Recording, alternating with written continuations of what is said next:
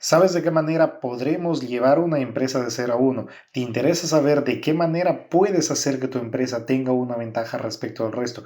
¿Cuál es el papel que juega y jugará la tecnología para que esto sea posible? Y además, ¿sabes cuál es el momento correcto para que tú puedas empezar a duplicar o empezar a hacer copia y pega a tu empresa o empezar a hacer copia y pega a los elementos más resaltantes para que tu empresa o tu organización sea muchísima más grande en el futuro? Bueno, este es el libro de 0 a 1 del señor Peter Thiel. Pues eso y muchísimo más aprenderemos. No te lo pierdas.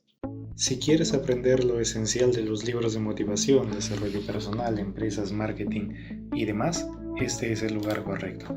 Emprendamos juntos esta nueva aventura en donde las estrellas serán los libros, yo seré el mensajero y ustedes serán los que recepcionarán, aprenderán y aplicarán esto a sus vidas. De esta manera te nutrirás con lo mejor de cada uno de ellos. Consejos, métodos, técnicas serán desvelados con un único fin, que es aprender de libros. Y es que lo bueno está por venir. Un nuevo episodio, una nueva cita. Bienvenidos a Mundo Libros. 3, 2, 1, empezamos. Muy buenas a todos, bienvenidos a un capítulo más. En esta oportunidad hablaremos del libro de 0 a 1 de Peter Thiel. Un libro que de alguna manera nos va a llevar por horizontes muy tecnológicos, por horizontes que quizá nunca habíamos visto o por horizontes que de alguna manera nosotros nunca habíamos tocado. Pues bien, me encanta este libro porque no solo es un libro de un autor, ya vamos a llamarlo así, de un escritor, en todo caso, sino que es un libro de alguien que ha llegado a la fama precisamente por todo lo que ha hecho. Él tiene muchísimas inversiones en diferentes rubros y en diferentes empresas tecnológicas y pues vamos a ver qué es lo que él nos puede aportar a nuestra vida. Y empezamos. Cada momento en el mundo en general es único y es muy probable que nunca se vaya a repetir. Los próximos Bill Gates, Page, Ring, Zuckerberg no crearán nada que se haya creado hasta ahora. ¿Por qué? Si no, será una copia. Es decir, normalmente a nosotros nos gusta ir de una a n, es decir, hacer una copia. Veo un modelo de negocio, pues yo lo copio para mí y los hago al mercado. Eso no quiere el señor Thiel. Él lo que quiere es que nosotros vayamos a una empresa, la creemos desde cero y que la hagamos única. Y eso es ir de 0 a 1. Él dice que luego de que tú vas de 0 a 1, pues ya llega el momento en que tú irás de 1 a n, es decir, a empezar a replicar. Y es que nosotros normalmente nos hemos dado cuenta que la única manera, y él lo recalca en muchísimas partes del libro, que la única manera que nosotros tenemos de hacer esto es a través de la tecnología. Entonces, ¿qué es lo que podemos hacer? Bueno, simple y llanamente hacerlo. Peter Thiel, para los que no saben, es el creador de PayPal. Me imagino que muchos conocen PayPal. Palantir, si no es tan conocido, pero también es inversor en Facebook y también en SpaceX. Para los que no sepan qué es SpaceX, pues de alguna manera es la empresa más grande que, bueno, en estos últimos días o en estos últimos meses ha salido a la luz precisamente por el lanzamiento que hizo el señor Elon Musk, que iba a Marte, ¿verdad? Entonces eso también hay que tenerlo muy en cuenta. Aquí no vas a aprender, o en este libro él no nos va a enseñar nada, absolutamente nada de secretos de cómo ser exitoso, pero sí nos va a dar muchísimas ideas de qué es lo que deberíamos de hacer para crear una buena empresa.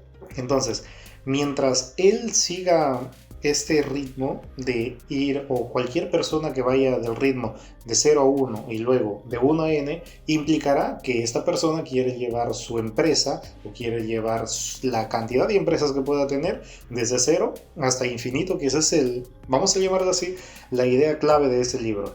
El libro aborda preguntas que de alguna manera nosotros vamos a tener que plantearnos y vamos a tener que responder para triunfar en los negocios, de hacer algo nuevo, algo que nunca nadie ha hecho. Él nos plantea y nos dice que de alguna manera siempre, cuando él tiene la oportunidad de hacer entrevistas laborales, él les hace la siguiente pregunta y les dice, por ejemplo, dígame una verdad importante para usted con la que muy pocas personas concuerden. Y pues las respuestas que normalmente el señor Thiel tiene para sí es que, por ejemplo, que América es excepcional, hablando de los americanos, es decir, de los de Estados Unidos, que Dios no existe, o que, por ejemplo, nuestro sistema educativo necesita grandes cambios. Pero la pregunta no va por ahí, pues el futuro es solo el conjunto de todos los momentos que están por venir. Pero lo que hace el futuro algo único e importante no es el hecho de que esté por llegar, sino que será un tiempo en el cual el mundo será diferente al mundo de hoy. Y eso creo que nosotros deberíamos de tenerlo muy en cuenta. ¿Por qué? Porque todo y absolutamente todo lo que hagamos en este momento, ya sea para nuestra vida personal, para nuestra vida laboral y para todo lo que ustedes quieran saber, pues repercutirá en un futuro. Nadie puede predecir el futuro de una manera precisa, pero todos sabemos dos cosas. La primera, y es la creo que son las dos cosas que plantea el señor Thiel, es que va a ser diferente, y la segunda es que debe enraizarse en un mundo de hoy, tal como lo estábamos diciendo. Cuando pensamos en el futuro, esperamos un futuro normalmente de progreso, y pues ese progreso también va a tener que adoptar ciertas formas. Y el señor Peter Thiel pues nos habla de dos: hay un progreso horizontal y hay un progreso vertical. ¿Cuál es el progreso horizontal? Bueno, básicamente nos dice que también es extensivo, o sea, significa que nosotros vamos a copiar las cosas para que puedan funcionar, es decir, ir de 1 a n. El progreso horizontal, además, es fácil de imaginarse porque ya conocemos aspectos. Es decir, si es que yo, por ejemplo, quiero colocar una empresa, qué sé yo, de las que normalmente hay, pues nosotros de alguna manera, buscando un poco de información nada más, pues vamos a saber cómo hacerla, vamos a saber cómo montarla. Pero el progreso vertical o intensivo significa hacer nuevas cosas, es decir, ir de 0 hasta 1. El progreso vertical además es muchísimo más difícil de imaginar porque implica hacer algo que nadie ha hecho absolutamente. Nadie lo ha hecho, nadie lo ha podido hacer, y quizá habrá personas que se lo han imaginado, pero nadie lo ha podido hacer. El progreso horizontal, en conclusiones, no sería más que una copia, y esta copia nos lleva a algo que es muy sonado para esta época, que sería la globalización, que básicamente es copiar de acá para que funcione en otro lado. Y hay ejemplos muy buenos, como por ejemplo el de China, que literalmente encuentra cada producto o encuentra cada momento. ¿Para qué? Para que ellos puedan copiar nuevas ideas o nuevos productos que van saliendo al mercado, y al final lo que vamos a lograr o lo que vamos a obtener de eso es una devastación mundial. Pero a diferencia de el proceso vertical pues crea, pone tecnología, y es el desafío de hoy para crear las nuevas. ¿Recuerdan la primera pregunta que hice? Pues entonces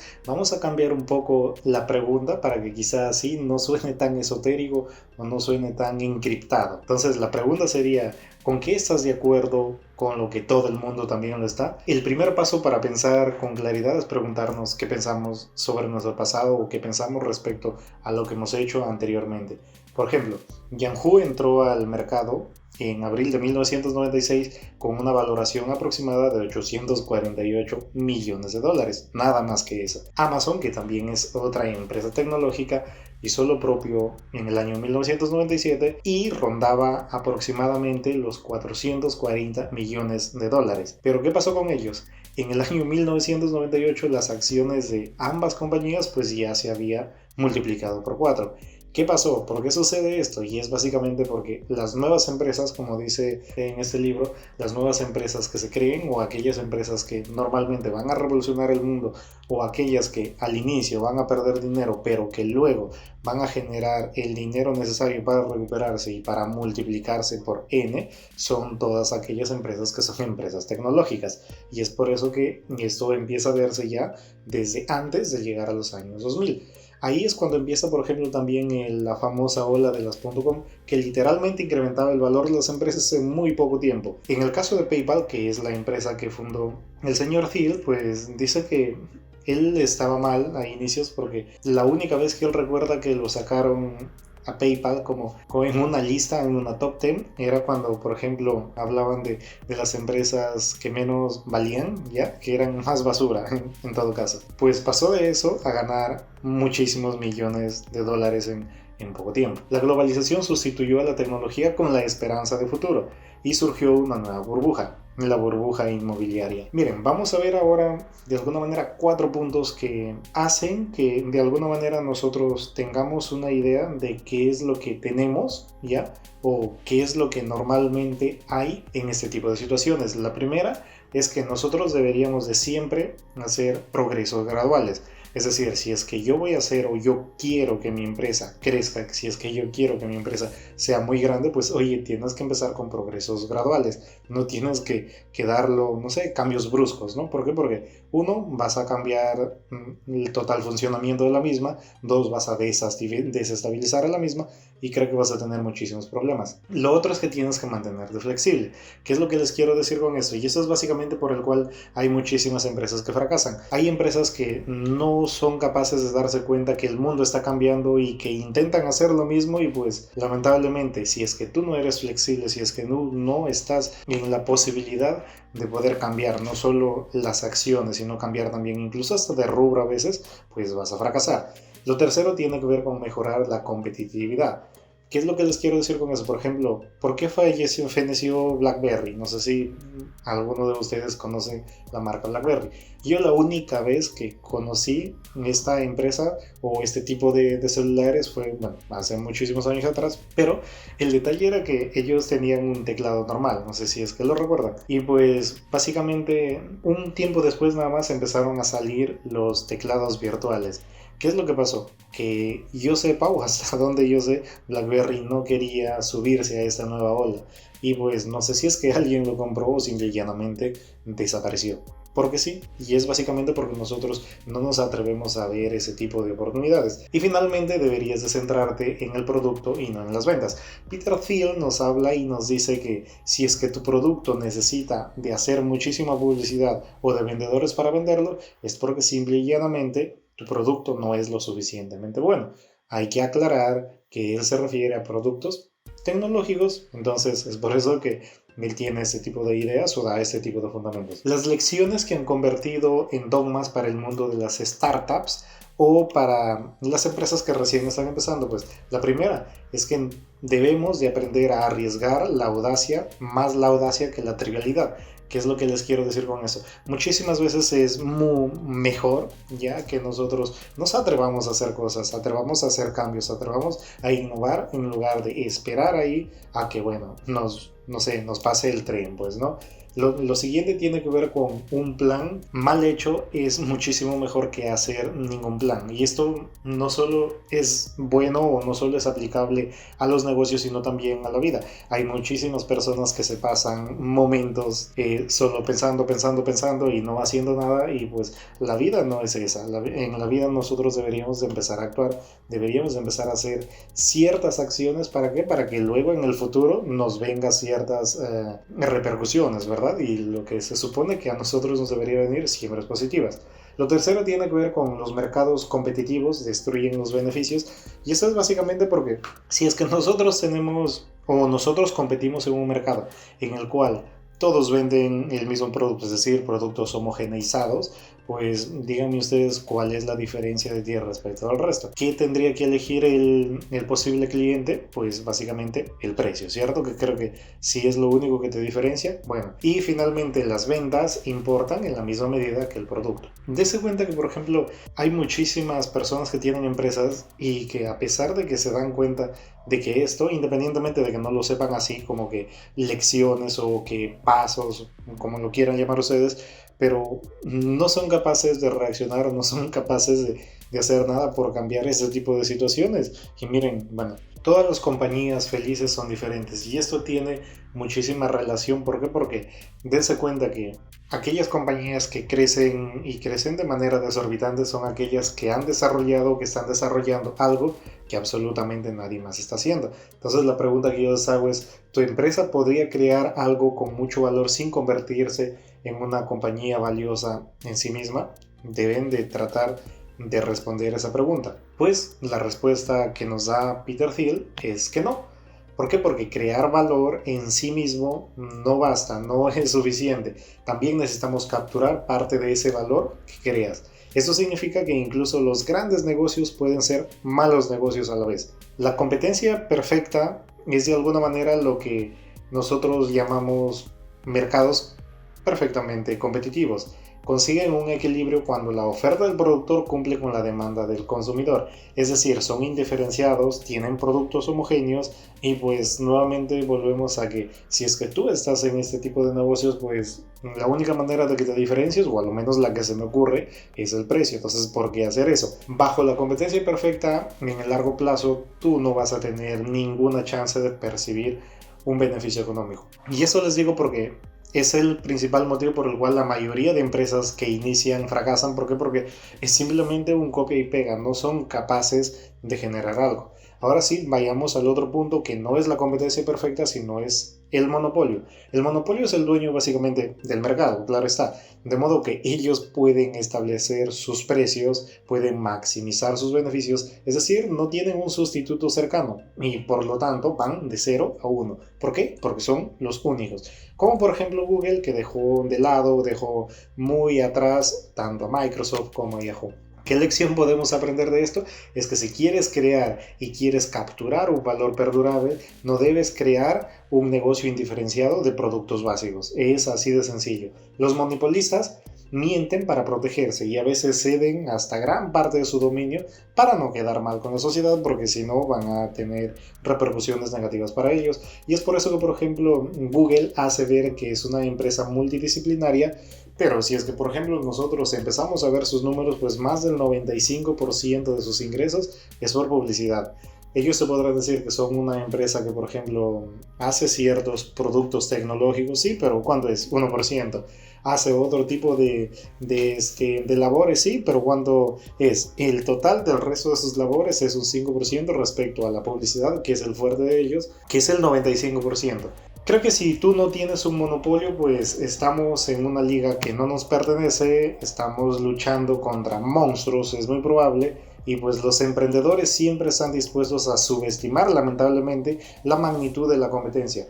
Pero ese es el mayor error, creo yo, de las startups o de las empresas que recién están empezando.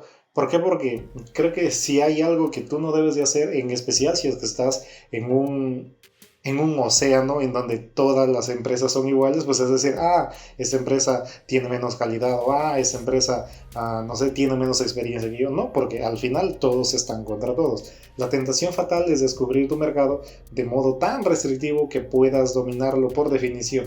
Imagínate, por ejemplo, ponerte un restaurante. Ya, por ejemplo, yo les diría acá en Perú, y es básicamente por poner el ejemplo. Imagínense que yo ese restaurante, pues digo, a ver, empiezo a ver cuál es mi público objetivo, ¿ya? Hay 33 millones de peruanos. La pregunta es, ¿esos 33 millones de peruanos será mi público objetivo independientemente de que 33 millones de personas coman? No. Pues entonces, por ejemplo, voy a empezar a seccionar. ¿Qué es lo que quiero decir con eso? Pues imagínate que yo lo pongo en la ciudad de Lima. Entonces ya no serán los 33 millones, sino serán los 10 millones como máximo, mi rango máximo de personas que yo voy a poder alcanzar. Luego, de esas 10 millones de personas, imagínate que yo voy a hacer una cevichería. Por poner de alguna manera uno de los platos más típicos de cada Perú. Ya, una cevichería. Ya está bien, yo coloco mi cevichería, pero la pregunta que les hago es, ¿a cuántas personas les gusta el ceviche? Pues no creo que a muchas personas, o en todo caso, de todo ese mundo de 10 millones de personas, no creo que a todos les guste.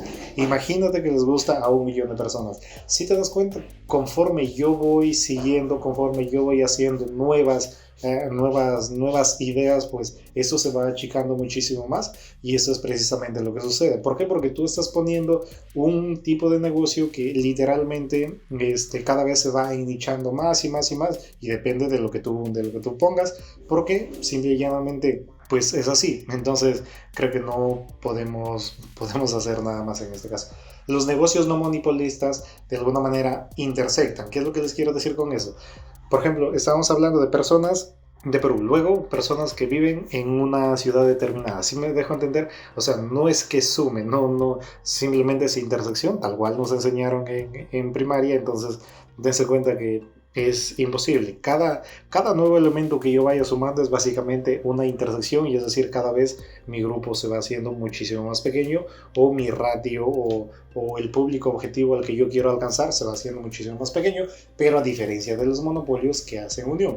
Es decir, si bien es cierto, el 95% de los ingresos de, Facebook iba a decir, de Google es el 95%, pero el 1% adicional, que es por ejemplo por productos tecnológicos, eso no intersecta, es adicional. ¿Sí me dejo entender? Entonces esa es también la diferencia. Que nuevas herramientas o nuevas alas o nuevos brazos de negocios que puedas abrir respecto de una empresa monopolista, pues simple y llanamente hace que tú generes muchísimos más ingresos. ¿Compites por el precio? Pues lamentablemente el sueldo mínimo es lo máximo que tú puedes darle a tus empleados.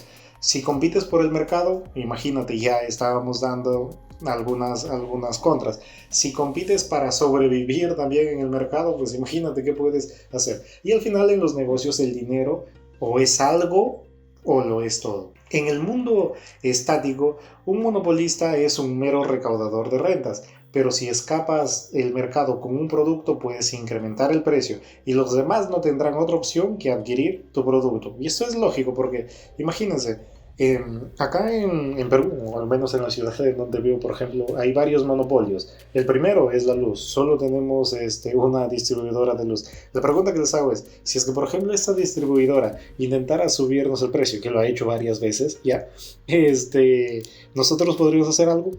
No, ¿por qué? Porque es algo que nosotros necesitamos, ¿cierto? Entonces, dense cuenta que podríamos hacer nada. Otro monopolio es, por ejemplo, el agua también, que está con una empresa.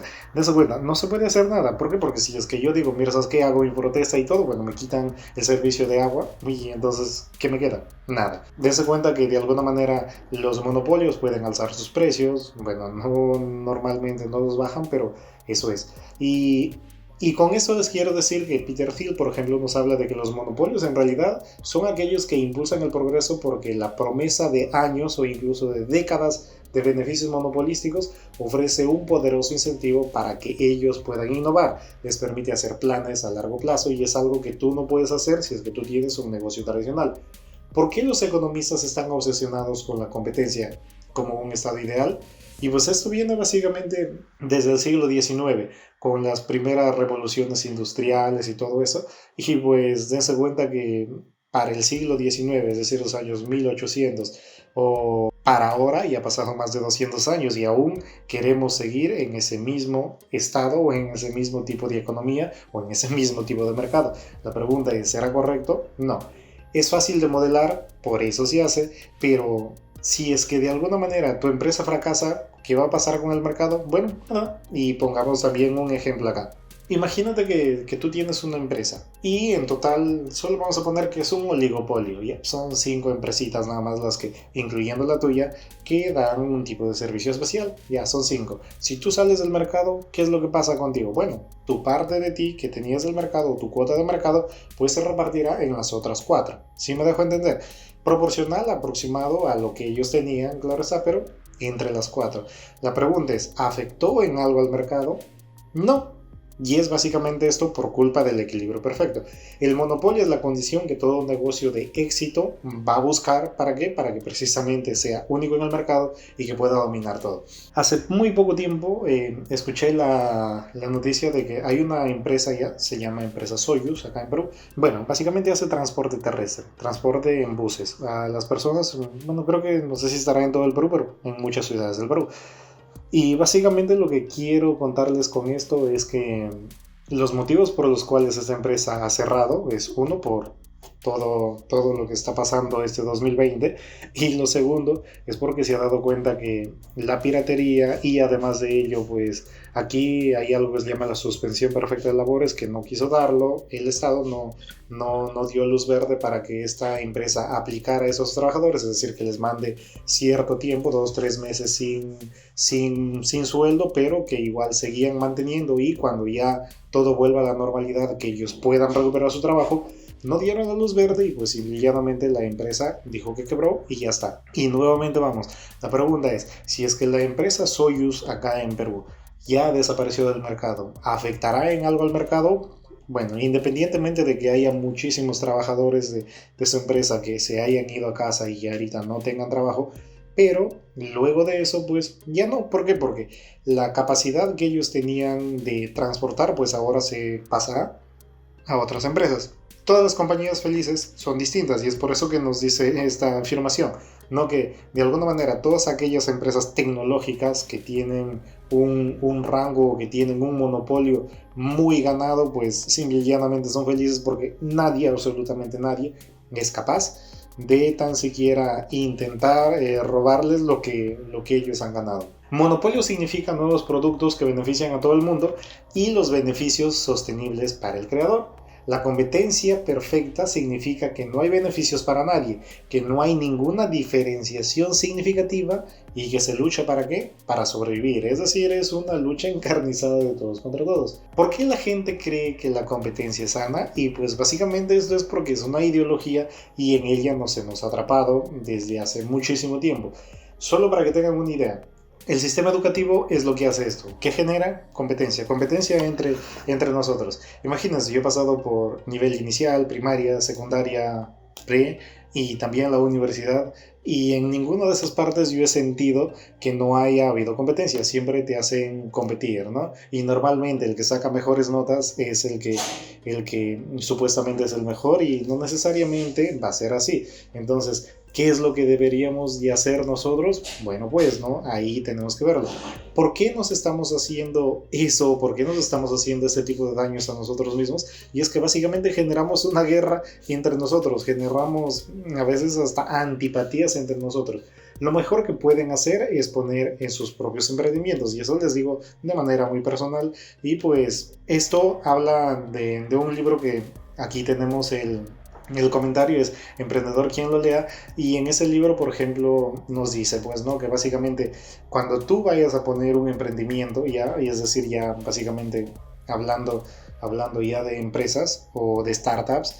Básicamente, la primera vez que tú intentes hacer algo, pues simple y llanamente te va a salir mal, ¿cierto? Pues tienes unas chances enormes de fracasar. Y eso es básicamente porque no tienes la experiencia. Y es por eso que ustedes escuchan las estadísticas que la mayor o el 90-95% de las empresas que se crean en menos de 1 o 2 años ya fracasaron. ¿Por qué? Porque te metes no solo a competir con otras que están ya muchísimos años, sino que también te metes a un modelo de negocio que ni tan siquiera tú has hecho ningún tipo de estudio de mercado ni nada, entonces imagínate, eso es lo primero. Lo segundo es que dice que luego de que tú empieces a hacerlo una y otra vez, intentarlo, pues las posibilidades de fracasar son menos. ¿Por qué? Porque simple y llanamente tú empiezas a tener experiencia y la experiencia de alguna manera es lo que nos va a hacer salir adelante, así que es muy interesante, pues les invito a que también vayan. ¿Te suena familiar frases como ¿qué tal te va? O parece mentira que he pasado tanto tiempo? Y esto es básicamente porque muchísimos de nosotros estamos acostumbrados ya a dejar que nuestra vida pase o a dejar que nuestra vida se vaya así porque así. Y la idea no es esa, la idea es siempre progresar, la idea es siempre salir adelante. Y ese tipo de consejos también nos da Peter en este libro que es fantástico. ¿Por qué las personas luchan unas con otras? Creo que es una pregunta también muy interesante. Por ejemplo, el señor Marx decía que las personas luchan porque son diferentes, es decir, las diferencias sociales que hay, ¿no? Es decir, hay ricos, hay pobres, entonces, como hay esa diferencia entre clases sociales, oye, hay que luchar por eso. A diferencia de él, Shakespeare decía que es todo lo contrario, que las personas luchan pero no saben por qué luchan, pero saben que tienen que luchar. Es decir, es como las típicas personas que siguen a un grupito porque lo siguen, pero no saben por qué lo siguen y entonces, dense cuenta, la rivalidad nos hace ensalzarnos en viejas oportunidades y copiar servilmente lo que ha funcionado, pero lamentablemente en el pasado.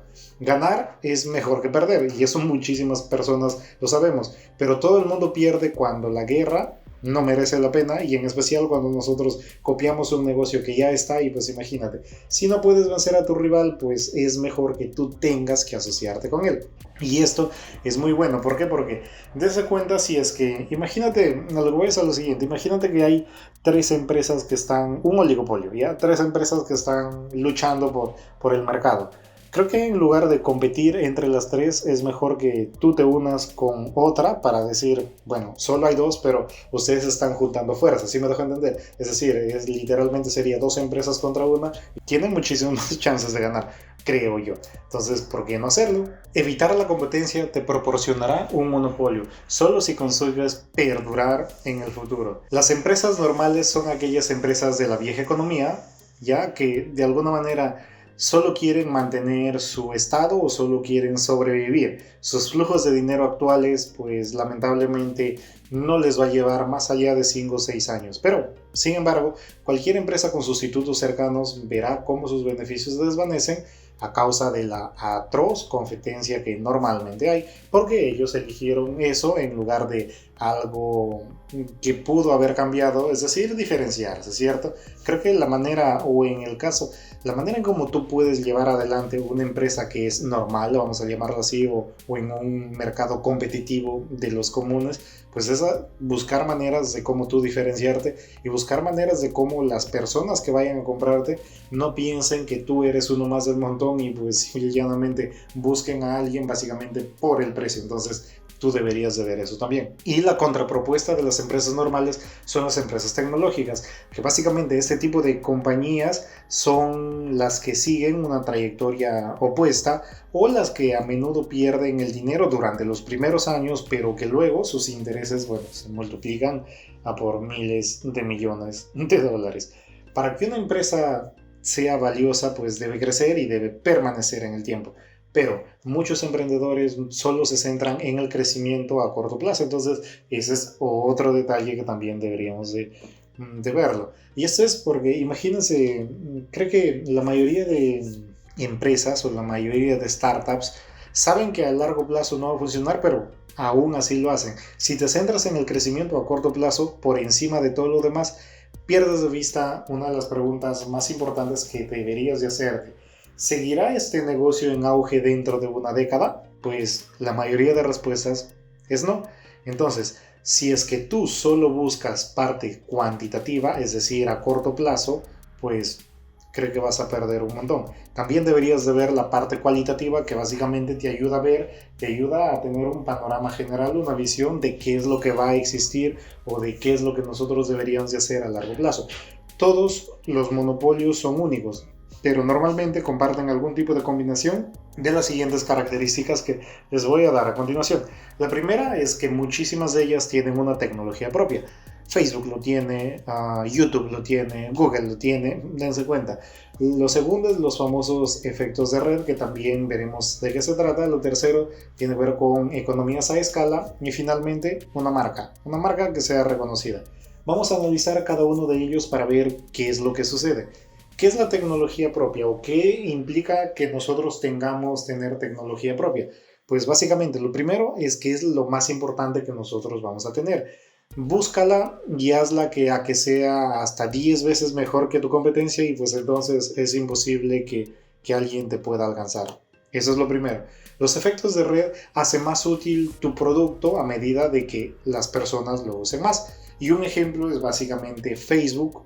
¿Por qué? Porque cuando tú usas Facebook, pues tú sabes que lo usas porque básicamente todos tus amigos están ahí. Y eso es lógico. Imagínate que alguien de ustedes quiere crear, o quizá varios de ustedes han creado una nueva red social, y el gran reto que ustedes tienen, y es por eso que ahí están los efectos de red, es que las personas estén ahí. La pregunta es, si es que yo, por ejemplo, me registro en su red social, ¿con cuántas personas yo podría interactuar que conozco? Con muy pocas, sí me dejo entender. Es por eso que una de las grandes barreras de entrada de, por ejemplo, que tiene Facebook para el resto, es los efectos de red.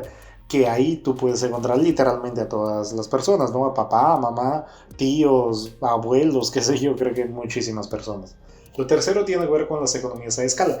Una empresa monopolística se fortalece a medida que se hace muchísima más grande. Y eso es básicamente porque cuando estábamos diciendo anteriormente, las empresas normalmente tecnológicas al inicio pierden dinero, pero luego dan el auge que creo que todas las empresas deberían de tener.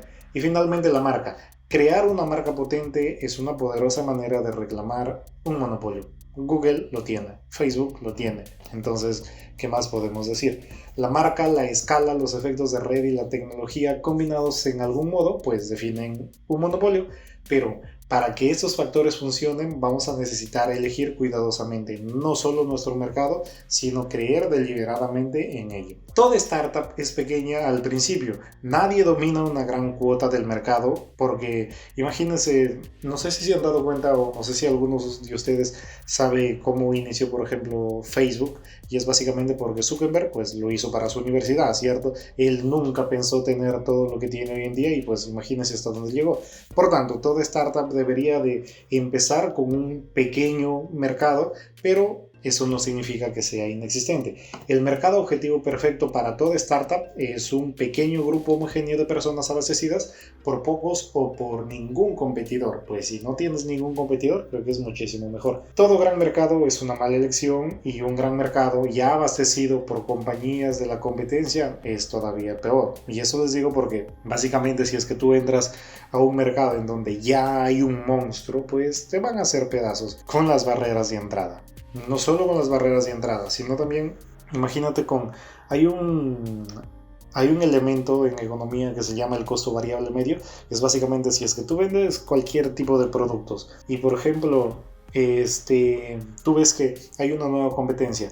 Si es que tú sabes que el costo variable medio de cada uno de tus productos lo pones al mínimo, pues simple y llanamente tú no vas a perder, o tu costo de venta lo pones a la altura de tu costo variable medio, pues tú no vas a perder, pero estarás al límite entre ganar y bueno, y empezar a perder. Si tú colocas debajo de eso, sí. Entonces, ¿qué hacen las empresas? Pues te colocan estos tipos de precios de costo variable medio y pues imagínate, si ellos compran de 1000 en 1000, de 1.000.000 en 1.000.000 de unidades y tú compras de 10 en 10, de 20 en 20, la pregunta es, ¿quiénes tendrán un menor costo de adquisición para el cliente? Pues es obvio que ellos, y es por eso que hay muchísimas maneras de que una empresa puede hacer de que tú no entres al mercado. Pues es porque precisamente estamos en mercados homogéneos. Cuando hayas creado y dominado un mercado de nicho, pues deberás comenzar a expandirte gradualmente en mercados relacionados y ligeramente más amplios. Amazon entonces, por ejemplo, tuvo dos opciones. Por poner el ejemplo de Amazon, el número de personas que leían sus libros o expandirse a mercados adyacentes. ¿Y qué creen que hizo Amazon? Pues lo que nosotros ya sabemos, se expandió, ¿sí? Entró a nuevos mundos o a mundos similares como por ejemplo los CDs, los videos, el software. Y bueno, ahora me imagino que ya saben ya que tanto me parece que Apple, Amazon, no sé qué otros grandes del video se han unido a que entren al streaming, ciertos videos en streaming, y pues es una competencia que no sé quién vaya a ganar, pero creo que Netflix por ahora se está comportando muy bien en esa pelea. Y bueno, al final veremos quién es el que reina, ¿cierto? Porque al final es eso. Y además ya era hora ya que haya alguien bueno, que venga a ponerlo un poco de salsa a eso, ¿no? Porque para nosotros verlo de afuera es normal, pero imagínense todo lo que deberían de estar planeando esas empresas ya para que, por ejemplo, Netflix no pierda su mercado o desacelere su crecimiento y las otras empresas por ganarse un nombre, por ganarse un prestigio y, ¿por qué no?, por dejarlo de lado a Netflix, de la misma manera en que Netflix, bueno, dejó de lado a la empresa que daba ¿cómo se llama? Los VHS, ¿no? Pues repartía a nivel mundial. Entonces, desde cuenta, quizá haya eso, quizá el karma, entre comillas, claro está, quizá el karma vuelva para ellos, pero no lo sé yo, no lo saben ustedes, así que solo nos queda esperar. ¿Qué es de alguna manera ser disruptivo? Bueno, este concepto se acuñó para describir las amenazas que deberían afrontar las compañías tradicionales, de modo que la obsesión de las startups por la disrupción significa que van a sí mismas a través de los ojos de las viejas compañías. O vamos a llamar que los disruptores son aquellas personas que buscan problemas y los encuentran. Si eres primero en entrar a un mercado, puedes capturar una cuota significativa de la misma, pero los competidores pueden abrirse camino, ¿cierto? Y pues de alguna manera mover primero la pieza no es una meta, sino es una táctica que deberíamos de verlo o deberíamos de aprenderlo. Los flujos a largo plazo es algo que nosotros deberíamos de conocer. Si no es así, será mejor ser el último. El que desarrolle y el que disfrute, bueno, básicamente será el que entra al último a la batalla. El modo de hacerlo es dominar un pequeño nicho y luego expandirte a partir de allí. hasta tu ambición o hacia la visión que tú tienes a largo plazo. Al menos en este punto concreto, pues las empresas básicamente funcionan como el ajedrez. José Raúl Capablanca, que es un ex campeón mundial, decía que debes estudiar la jugada final antes de cualquier otra. Y eso es básicamente porque, imagínense, me hace recordar de alguna manera a los partidos de fútbol, ¿ya? Yo muchísimas veces he visto, bueno, cuando era un poco más pequeño, que me gustaba muchísimo más el fútbol, veía cuando jugaba Perú. Y me daba un montón de cólera cuando siempre, por ejemplo, había situaciones en las cuales ellos necesitaban sacar un empate, ¿ya? Porque los otros equipos eran muchísimo más poderosos que nosotros y bueno, lo siguen siendo. Y hacían todo bien, absolutamente todo bien durante los 90 minutos. ¿Para qué? Para cuando les dan los minutos extras, 2 3 minutos, les hagan el gol. Entonces a eso es lo que va, ¿no? De nada sirve que tú te esfuerces todo para que al final cometas un pequeño error y pues bueno, en este caso cuando nosotros vemos desde un partido de fútbol, bueno, te cuesta solo 3 puntos, ¿cierto? Te cuesta el no ir a un mundial, te cuesta una no clasificación, pero imagínense, a una empresa lo puede costar incluso irse a la quiebra o bueno, la bancarrota. ¿Qué es lo que las personas normalmente piensan del éxito? ¿Qué es el éxito para personas famosas? Por ejemplo, Glanwell hablaba de que es una amalgama de golpes de suerte y de ventajas arbitrarias que nosotros vamos a tener. Warren Buffett hablaba de que es un miembro de un club de espermatozoides muy afortunados y que entonces es el motivo por el cual él ha llegado al éxito. Jeff Bezos hablaba de que es una alineación planetaria y entonces eso es lo que lo ayudó. Pero finalmente llega Bill Gates y dice que tuvo la suerte de nacer con ciertas capacidades que otras personas no tuvieron y ese es el principal motivo por el cual él llegó al éxito. Y básicamente nosotros vamos a encontrar cientos de personas que han empezado a tener una afinidad por los negocios.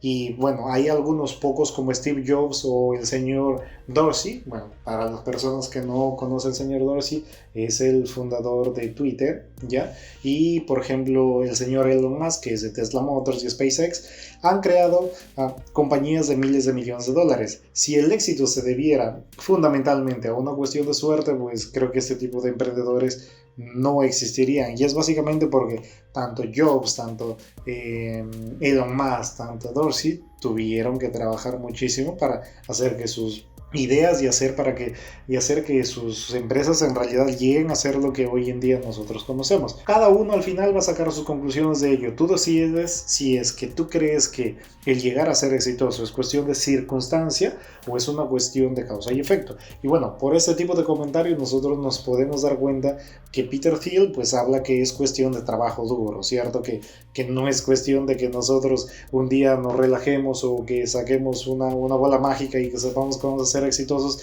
y va a ser así. No, todo es cuestión de trabajo duro. Y es más, date cuenta, pues si es que de alguna manera tú que estás escuchando este resumen, pues creyeras que es cuestión de suerte, pues entonces para qué lo escucharas, ¿cierto? ¿Para qué estás acá perdiendo tu tiempo, entre comillas, si es que tú crees que es cuestión de suerte? Pues lamentablemente no es así y eso también es lo que creo personalmente. Aprender sobre las startups es inútil si te limitas a leer historias sobre personas que ganaron, por ejemplo, la lotería o que cómo puedes ser millonario sin hacer ningún tipo de esfuerzo. Si crees que la vida es principalmente cuestión de azar, bueno, pues imagínate, creo que estás en el lugar y en el momento equivocado. La pregunta que les hago es, ¿ustedes creen que alguno puede controlar su futuro? Si tratas el futuro como algo definido, pues tiene sentido que lo entiendas de antemano y trabajes para darle forma. Pero si esperas un futuro indefinido y que está regido por la aleatoriedad, pues abandonarás esta opción de tratar de dominarlo. Veremos ahora qué es, de alguna manera, el pesimismo indefinido. Todas las culturas tienen un mito de decadencia a partir de alguna era dorada y casi todos los pueblos a lo largo de la historia han sido pesimistas. Un pesimista indefinido mira hacia un futuro sombrío, hacia un futuro que, bueno, no tiene ni la menor idea de lo que es ni de lo que va a llegar a ser. Un pesimista indefinido no puede saber si es que hay un declive que es inevitable, si es que este declive va a ser muy rápido, si es que este declive va a ser muy lento, o si es que va a haber una catástrofe y esta catástrofe va a ser enorme o si va a ser gradual. Lo único que pueden hacer es esperar a que acontezca. Un pesimista definido pues se prepara los problemas o afronta los problemas que le vengan. Sería cuestión de nosotros intentar saber en cuál de los extremos estamos, pero antes de eso pues también veamos sobre el optimismo definido. ¿Qué es el optimismo definido o cómo podemos catalogarlo al optimismo definido? Que básicamente el futuro siempre será mejor que el presente que lo planeamos y lo trabaja para hacer mejor.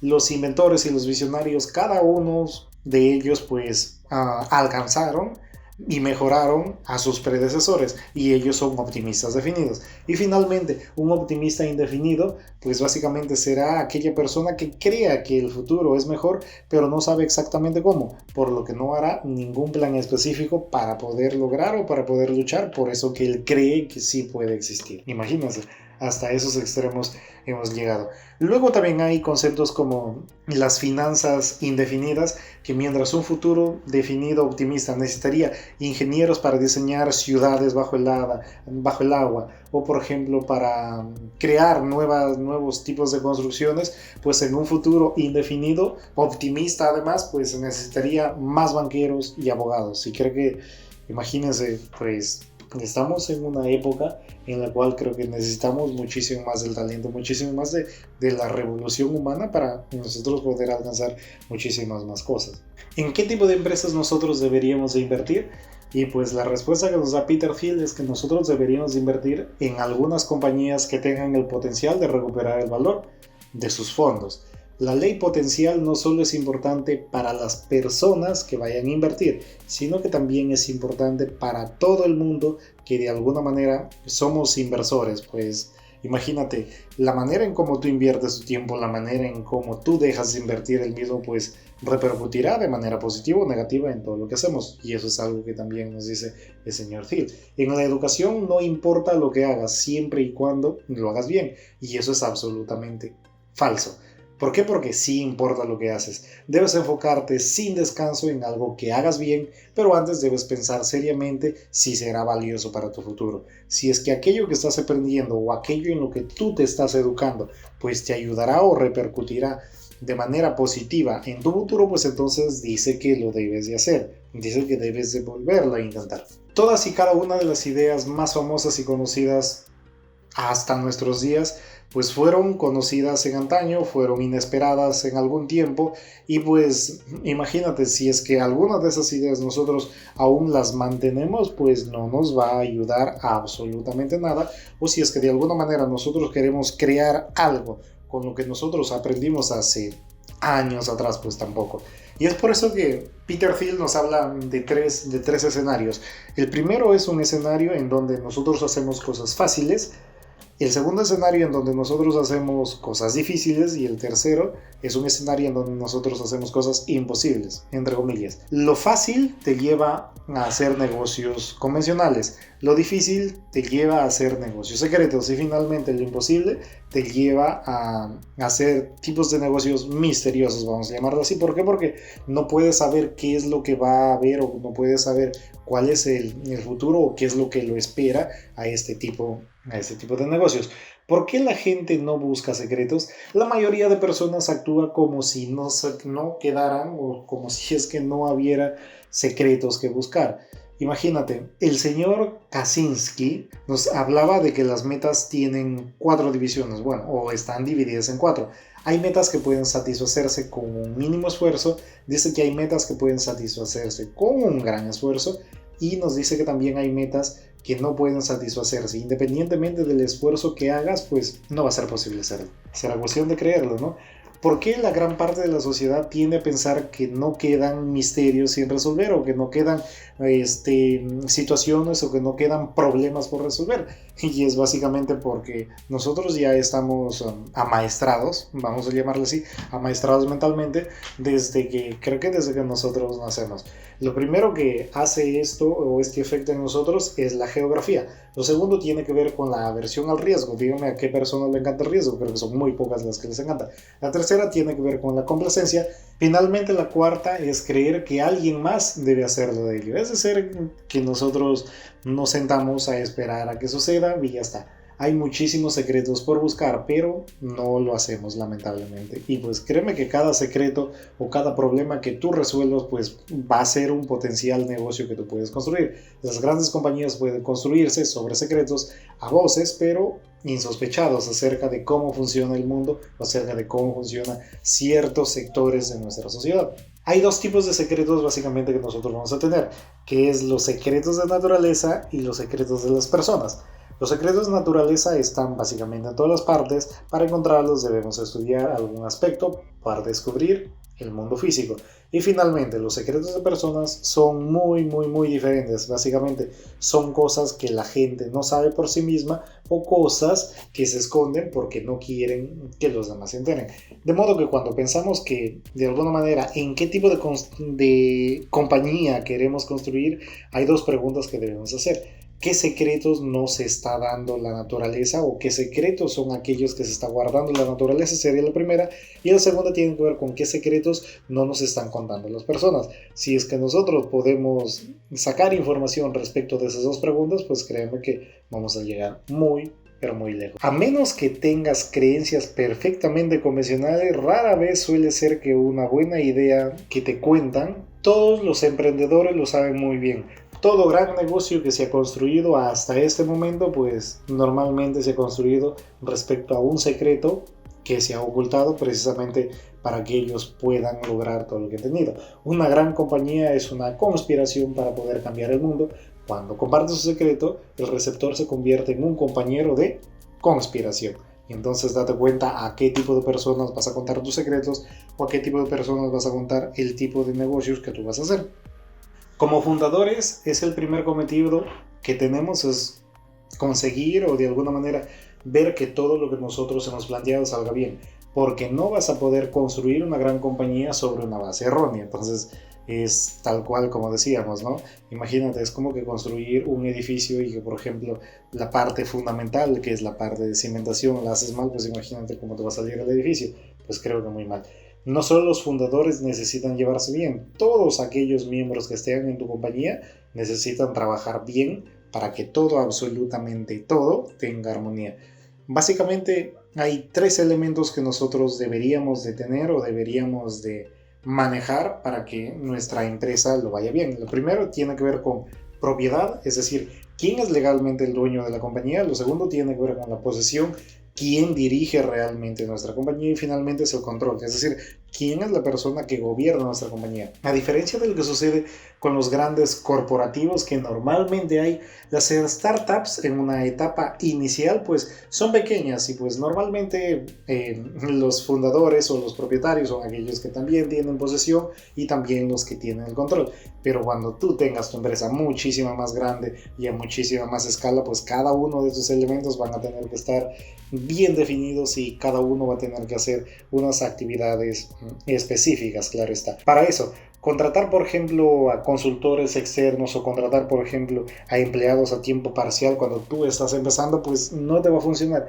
Sí, imagínate que en esas épocas en las cuales hay muchísimas personas que están trabajando desde casa, para estas épocas, luego de que esos equipos han trabajado ya constantemente juntos y ahora tienen ciertas dificultades para trabajar aspectos negativos. Y date cuenta que, por ejemplo, también él nos habla que cualquier tipo de pago en efectivo tiene que ver más con el presente que con el futuro. ¿Por qué les digo esto? Porque, por ejemplo, si es que tú intentas pagar a alguien, ya, o si es que tú intentas dar una recompensa a alguien que recién empieza en tu empresa, pues date cuenta, hay una famosa frase que dice escobita nueva barre bien, ¿cierto?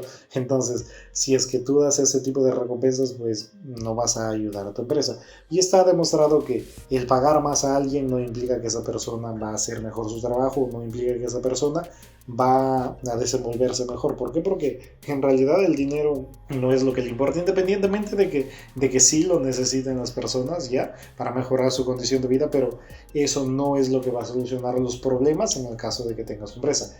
Las startups no necesitan pagar salarios altos porque pueden ofrecer algo mejor.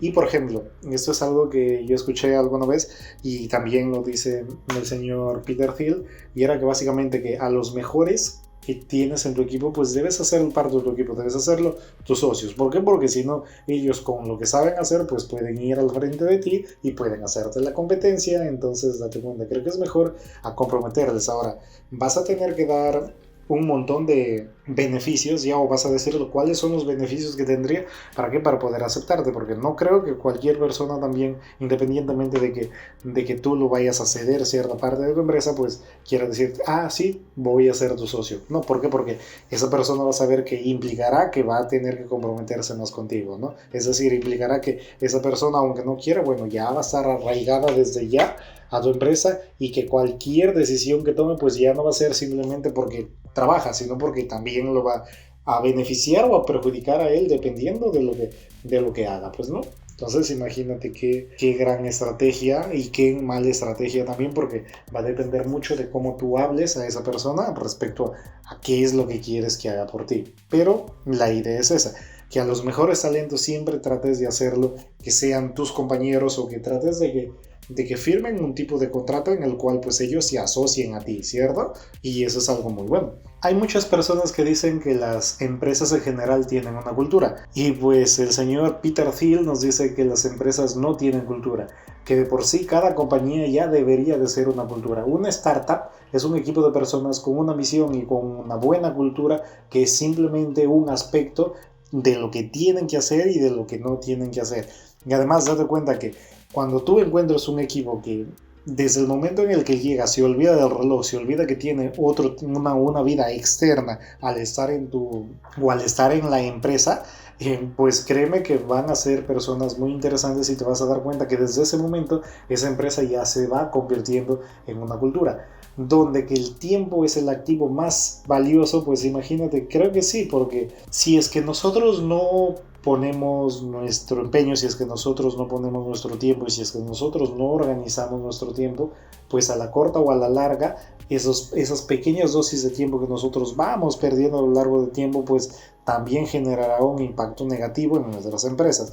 Necesitamos personas que no sean necesariamente expertas sobre el papel, sino que trabajen juntas en modo cohesionado una vez contratadas. ¿Para qué? Para que definitivamente saquen adelante a nuestras empresas. Si sabes que los mejores empleados ya están en una empresa, ¿cierto? Entonces, tu objetivo de ti es buscar a esas personas, encontrarlas y decirles cuáles son los efectos positivos que tendrán, o de qué manera cambiará su vida positivamente, para que ellos te elijan a ti respecto a otras empresas que quizá lo paguen más, o que quizá tengan muchísimos más beneficios. Entonces, esa es tu tarea de ti. No debes de hablar por ningún motivo de gratificaciones. No debes de tratar de hacer esto. ¿Por qué? Porque de alguna manera vas a hacer que las personas pues estén obligadas, vamos a llamarlo así, a trabajar por el dinero. Y pues él nos recomienda que en el caso de que tú tengas diferencias ya en el tipo de recompensas que tú vayas a dar, pues procures que este tipo de ideas o este tipo de informaciones no estén a vista de todos. ¿Por qué? Porque si no vas a generar tú conflictos internos, y creo que es lo menos que tú quieres para tus empresas. Hay personas que de alguna manera tratan de subestimar el poder de las ventas. Tendemos a subestimar también la distribución, tendemos también a subestimar el poder de la capacidad, que de alguna manera funciona, y funciona muy bien. Si bien es cierto, la publicidad no está o de alguna manera no hace que tú compres en el instante, que bueno, algunas sí, pero lo que sí quiere dejar la publicidad en ti es ciertas impresiones para que te impulsen a que más adelante tú compres. Todos los vendedores de alguna manera son actores, y pues su principal prioridad que ellos tienen es el persuadirte, y es por eso precisamente que muchísimos de ellos están desprestigiados. No siempre se venderá el mejor producto, pues va a depender de los vendedores, va a depender de lo que de alguna manera tú tengas como conocimientos para poder vender. Y pues nuevamente pues pueden ir a ver el libro La Biblia del Vendedor del señor Alex Day, que está también aquí el resumen, y pues espero que ahí puedan aprender un poquito más de esto. Si has inventado algo nuevo, pero no has inventado una manera de venderlo, pues imagínate, estás muy mal. ¿Por qué? Porque recuerda que los negocios de por sí tienen que hacerse ver, tienen que mostrarse al mundo. Si ni tu abuelita conoce qué es lo que haces, entonces imagínate que pueden hacer el resto de personas. Yo creo que sinceramente nada, debes tener un plan de distribución, el marketing y la publicidad van a funcionar si es que tú lo haces de manera correcta. Un producto es viral si su principal funcionalidad impulsa a que los usuarios vayan a invitar a otras personas, es decir, a sus primos, a sus tíos, a sus padres, a sus amigos. Esa es la única manera que tú vas a tener de ser viral. Un producto también en una empresa, pues si es que no consigue ningún canal de distribución que funcione, pues lamentablemente vas a llegar al fracaso. Pero si es que tú consigues al menos un canal de distribución, pues vas a estar muy bien. Solo es cuestión de tiempo.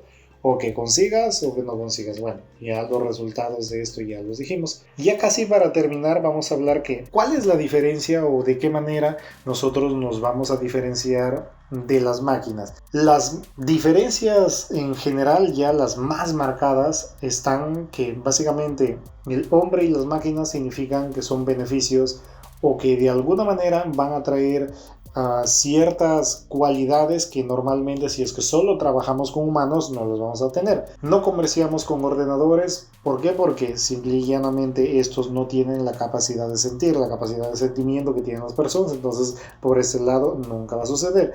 Y pues simplemente dense cuenta que nosotros y los ordenadores y las máquinas no somos competencia. Simple y llanamente ellos han venido para complementarnos y no para sustituirnos. ¿Por qué? Porque a lo menos hasta ahora es imposible que puedan hacerlo. La complementariedad que hay entre los ordenadores y los humanos no es solo un hecho a gran escala, sino también es el camino para poder nosotros construir una gran empresa. Ya casi para terminar debes hacerte las siguientes preguntas. La primera es: ¿puedes crear tecnología de punta en lugar de tener mejoras incrementales, es decir, a lo largo del tiempo?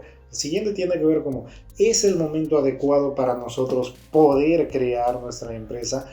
Vas a empezar con una cuota del mercado, grande o pequeña. ¿Tienes el equipo adecuado para hacerlo?